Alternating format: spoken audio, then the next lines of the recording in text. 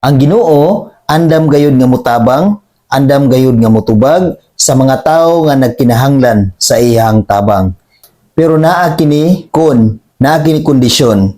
Salmo 145 versikulo 18. Ang Ginoo andam nga mutubag sa tanan nga musangpit kaniya kun matinud-anon ang ilang pagtawag kaniya. Dunay kondisyon. Kun matinud-anon ka nga mutawag kaniya.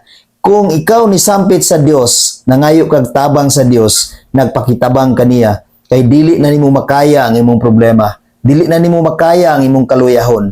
Apan dili kinasigkasing ang imong pagtawag kaniya. Dili kaniya tubagon igsuon. Ang gusto ni Lord kadtong matinud-anon nga mutawag kaniya, mao gayud ang iyang tabangan. Mao gayud ang iyahang protektahan ug dili gayud niya talikdan.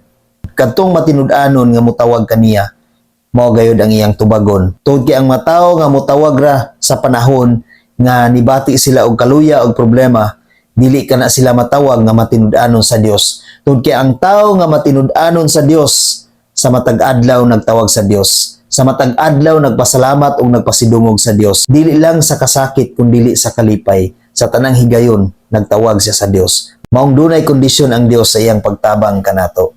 Amen. God bless sa tanan.